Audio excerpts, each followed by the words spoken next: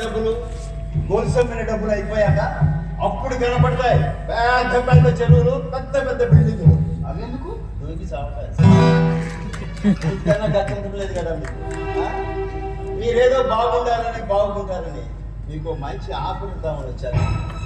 కానీ మిమ్మల్ని చూశాక అది బెస్ట్ అనిపిస్తుంది. వస్తా. ఆఫర్ ఏంటో చెప్పాలండి. వెంటనంటే చెప్పాను. చెప్పండి. మీరు ఇలాగే నా ఇంటికి వచ్చి ఓ సంవత్సరం కాలం పాటు ఉండండి. మీ ఉద్యోగ ప్రయత్నాలు మీరు చేసుకోవచ్చు. కాకపోతే వేరు వేరు గదుల్లో ఉండాల్సి ఉంటుంది. బయటికి వెళ్ళి బ్రతకలేక నలుగురిలో నవ్వులు బాధయ్యే కంటే నా ఇంట్లోనే ఉండి మీరు ఒకరి వ్యక్తిత్వాన్ని ఒకరు అర్థం చేసుకోవడానికి ప్రయత్నించేయండి. మీకు మీరు అర్థమైన తర్వాత మీ ప్రేమ మీద మీకు నమ్మకం ఏర్పడిన తర్వాత నాకు చెప్పండి. నేనే దగ్గరుండి మీ పెళ్లి ఘనంగా జరిపించేస్తాను. మీ నాన్నగారు బాగుంది వచ్చింది. మనం ఇప్పుడు బయటికి పరిగెత్తుకుని వెళ్ళి ఎలా బతుకుతారు? మనకు కూడా సెక్యూరిటీ కావాలి కదా అని చెప్పండి. ఆయన గురించి నీకు తెలియదు కాబట్టి ఇలా మాట్లాడుతున్నావు. ముందు ఏదో ఒక మాట్లాడ పెడతాను. కండిషన్స్ ఉంటాయి మరి. చెప్పానా? అప్పుడే పెట్టేశాడు కూడా. కండిషన్స్ పెట్టగా ఈ సంవత్సరం కాలం పాటు మిమ్మల్ని నాలెత్తిన పెట్టుకుని మేపనా. ఈ సంవత్సరం కాలం పాటు మీకు ఏవేవో కండిషన్స్ పెడుతూనే ఉంటాను. మీరు ఒబే చేస్తూనే ఉంటారు. అలా ఇష్టమైతేనే మీరు బాగా ఆలోచించుకొని నా ఇంటి బాయ్. వస్తారని అనుకుంటున్నాను. బాయ్.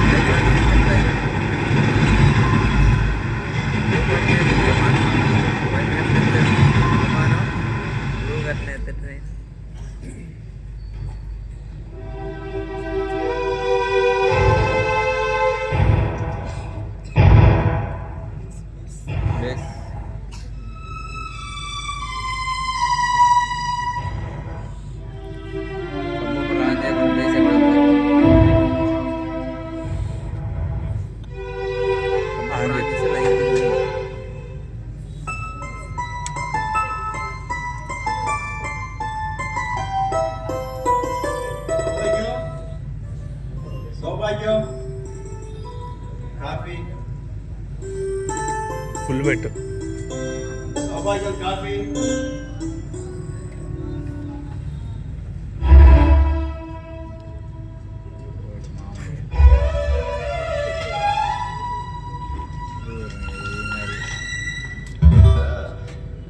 సౌభాగ్యం నా కళ్ళజోడు ఎక్కడ? ఆడే ఉంటుంది.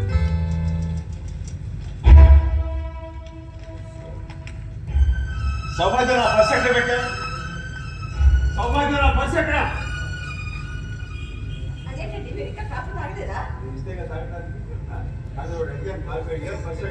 ఒకదాన్ని స్పందాలి. ఏం చేస్తున్నారు లోపల? సౌందర్య ఎవరు? ఆ అమ్మాయిలో మన ఇంటి 10 వర్షాలు మనకు సేవలు చేయటానికి. తప్పేముందండి? మీలాంటి పెద్దవారికి కావాల్సింది చూడడానికి పని మనిషి అక్కర్లేదు. పక్కింటి అమ్మాయి అయినా చాలు కదా.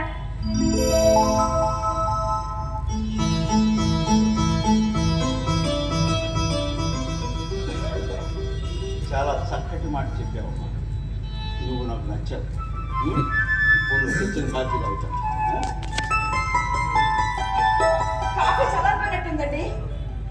పర్వాలేదు.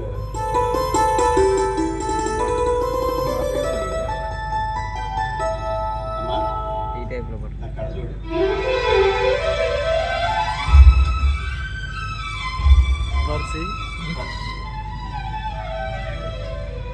నాకు సేవలు చేసి నన్ను సంతోషపెట్టారు.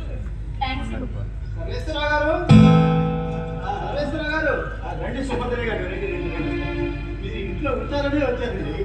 వారం రోజులు సెలవు పెట్టేశానండి. అయినా మీ అమ్మాయిని చూసుకోవడానికి మీరు ఎప్పుడైనా రావచ్చని చెప్పాను కదా. ఆయన అస్తమానం రావడం నాకు ఇష్టం లేదు.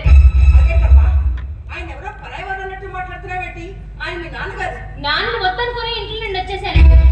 నాన్న లేడనుకునే బతుకుతాం అనుకున్నాను. నాన్నని కాదనుకుని ఇప్పుడు మాట్లాడుతున్నాను. మాటలు నేర్పిన తండ్రికే మాటలు అప్పచెబుతున్నాం అనమాట. ఓ మంచి కూతుర్ని కన్నాను అని మీ నాన్న ముసిపోతుంటే ఓ మంచి తండ్రిని మిస్ అవుతున్నావని నువ్వు మర్చిపోతున్నావు తల్లి. ఏం పర్వాలేదండి.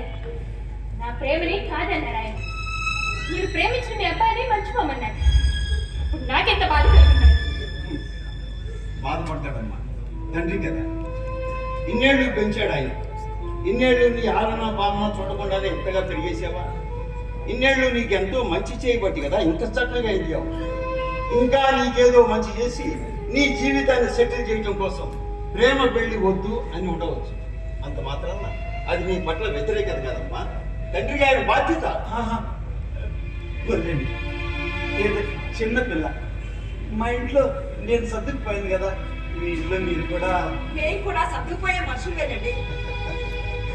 అమ్మా ఇదిగో నీ పేరు మీద గుళ్ళో అర్చన చేయించి ప్రసాదం తీసుకొచ్చానమ్మా, తీసుకో. వద్దు. నీ చేత్తో ఏమిచ్చినా నేను తీసుకోను. నీ మాటలకి చేతలకి నేను సంతోషపడితే ప్రేమించిన నా సంతోషాన్ని నాకు కాకుండా చేస్తాను. అందుకే నేను నాన్న అని కూడా పిలవాలనిపించింది. ఇక్కడ కష్టమానో వస్తున్నా రావద్దని చెప్పడానికి ఇంకా ఇంటికి కోడలి కాదు. ఏంటండి ఈ పిల్ల కన్న తండ్రినే శత్రువుగా చూస్తోంది. మన వాడిని ప్రేమించింది కదా. నమస్కారం అండి. ఉద్యోగం చూసుకున్నామంటే ఆ ప్రయత్నాల్లోనే ఉన్నానండి. మరి అప్పటిదాకా మీ అన్న అమ్మానాన్నల మీద ఆధారపడతాం అన్నమాట. మరి నాకు సంగతి ఏంటయ్యా? మీ అమ్మాయికి ఏంటి సార్, చాలా బాగా చూసుకుంటాడు. మగాడు లాంటి మాట్లాడినావు, నా కొడుకు అనిపించాడు. ఇప్పుడు నువ్వు నాకు నచ్చావు. అమ్మా సౌందర్య, నీ బట్టలు ఇంకా నీ బ్యాగులోనే ఉన్నాయి కదా, ఉన్నాయండి. ఆ బ్యాగ్ తీసుకొచ్చి మీ నాన్నగారికి ఇచ్చేయాలి. ఇది ఎక్కడ చూచవండి, కట్టుకునే బట్టలు చేయమంటున్నారేంటి? నీ కొడుకు మాట్లాడేవే ప్రమాణం చూసుకుంటాను.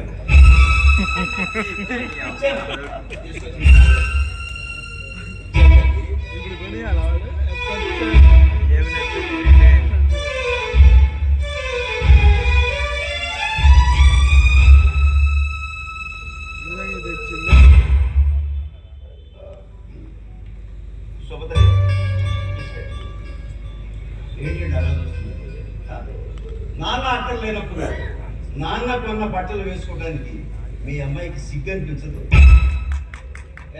అంతేనా?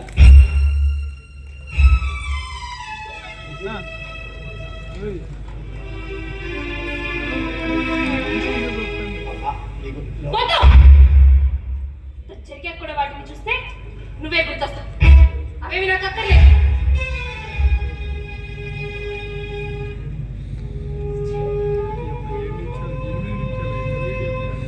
సుభద్ర గారు ఒక నిమిషం.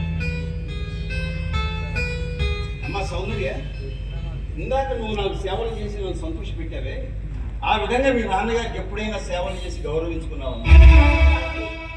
సౌభాగ్యం చెప్పమ్మా, నాకు క్లారిటీ కావాలి. మీ నాన్నగారికి ఎప్పుడైనా సేవలు చేశావా? లేదండి, ఆయన పనులు ఆయన చేసుకుంటారు. మీ పనులు చేయడానికి నేను ఉన్నాను కదా నాన్న అని ఎప్పుడు చెప్పలేదమ్మా? అంటే ఎవరి పనులు వాళ్ళే చేసుకోవాలి కదా అని. మరి అలాంటప్పుడు ఇందాక నా పనులు నువ్వెందుకు